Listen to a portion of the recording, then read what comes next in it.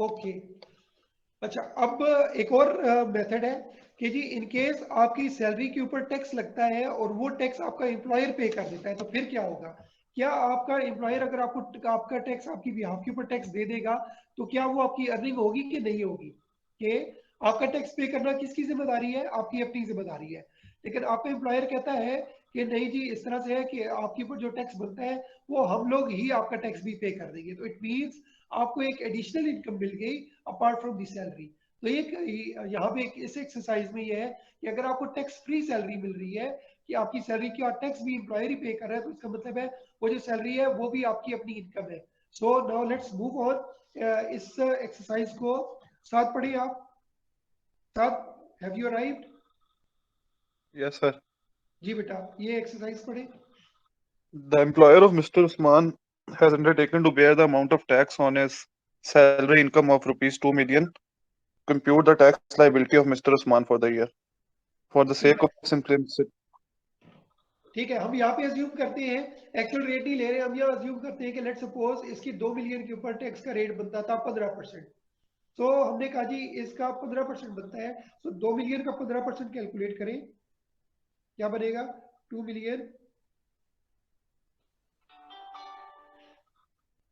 2 million into 0.15, ये बनेगा 3 लाख। सो इसका सैलरी का टैक्स बन रहा है 2 मिलियन के ऊपर 3 लाख रुपए टैक्स बन रहा है। तो एम्प्लॉयर कहता है जी ये आपका 3 लाख रुपया भी हम आपको पे कर देंगे।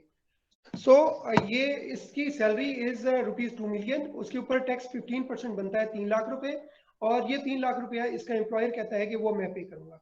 अब नाउ लेट्स लर्न कि ये कैसे होगा। तो इसका तरीका है, इसको ग्रॉस अप किया जाता है। ग्रॉस अप कैसे किया जाता है? where an employer agrees to pay the tax chargeable on an employee's salary, then the amount so paid shall be treated as an additional benefit.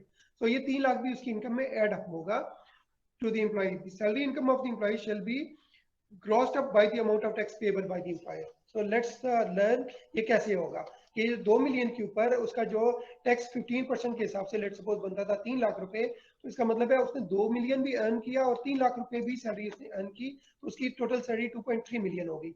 सो अब इसको देखते हैं कि ये कैसे कैलकुलेट होगा। सो सैलरी इनकम इज 2 मिलियन, उसका टैक्स उसने जो पे किया वो 3 लाख पे किया, सो 2 मिलियन प्लस 300,000, सो वो हो गया 2.3 मिलियन।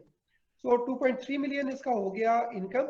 अब 2.3 के ऊपर 15% से टैक्स कैलकुलेट करेंगे तो वो हो जाएगा 345,000।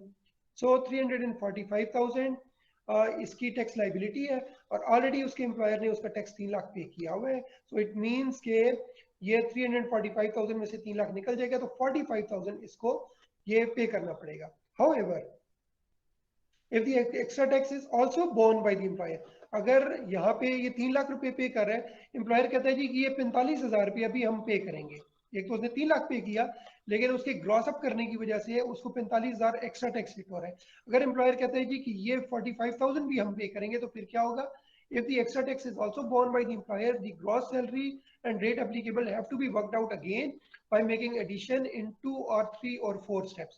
So जैसे जैसे होगा वो उसके अंदर एड अप होता रहेगा। फॉर एग्जांपल हम एक और एक्सरसाइज करते हैं, तो ये वाला 45 भी उसकी इनकम के अंदर हो जाएगा, तो इसकी इनकम हो जाएगी 2,300,000 और 45,000, और उसके हिसाब से ये चीज चलती रहेगी। तो इसको इस कॉन्सेप्ट को मजीद क्लैरिफाई करने के लिए हम एक और एग्जांपल लेते हैं। ये देखें जी,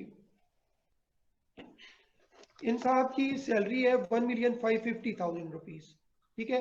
सो 1,550,000 रुपीज फॉल करता है 1.2 मिलियन से 1.8 मिलियन के स्लैब के दरमियान, ठीक है। सो 15,50,000 की सैलरी है, तो उसके ऊपर टैक्स बनता है 12 लाख से 18 लाख वाले स्लैब के दरमियान। सो 12 लाख के ऊपर टैक्स है 30,000। सो बाकी जो 12 लाख से 15 लाख है, 3,50,000 रुपए के ऊपर 10% है, तो 3,50,000 के ऊपर 10% होता है 35,000। सो 35,000 प्लस 30,000 उसका टैक्स बन गया 65,000। तो इसका मतलब है कि ये टैक्स हो गया उसका 65,000 जो कि एम्प्लॉयर पे करेगा। अब जब एम्प्लॉयर उसका 65,000 टैक्स पे कर रहा है, तो इसका मतलब ये है कि जी उसकी सैलरी 15,50,000 नहीं रही, उसकी सैलरी बन गई 15,50,000 प्लस 65,000, दोनों को ऐड करेंगे तो ये बन जाएगा 16,15,000 रुपए। अब उसकी नई इनकम जो आ गई, रेगुलर इनकम प्लस टैक्स, जो टैक्स उसने पे किया, दोनों को ऐड करेंगे, सो इसकी दोनों की अमाउंट आ जाएगी 16,15,000। अब 16,15,000 रुपए के ऊपर फिर अगेन हम टैक्स कैलकुलेट करेंगे।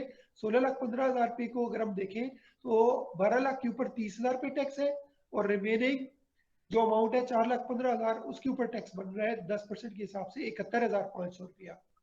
तो एम्प्लॉयर ने 65,000 पे किया और 71,000 अब इसके हिसाब से बनता है, इसका मतलब है एम्प्लॉयर 6,500 एडिशनल भी देगा।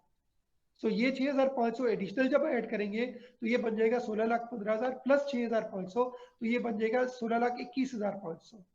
तो 16,21,500 के ऊपर जब टैक्स कैलकुलेट करेंगे तो वो बनेगा 72,150। ऑलरेडी वो 71,500 पे कर चुका है, तो अब डिफरेंशियल क्या होगा, 650 रुपए। तो ये 650 रुपए अगेन उसकी इनकम में ऐड कर देंगे, तो ये 16,21,500 प्लस 650। तो इस तरीके से इसको कंटिन्यू करते रहेंगे अनटिल एंड अनलेस कि ये जीरो हो जाए। The above illustration, tax is being added to the taxable income into them. Ideal situation is to keep on adding the differential tax amount until it becomes zero.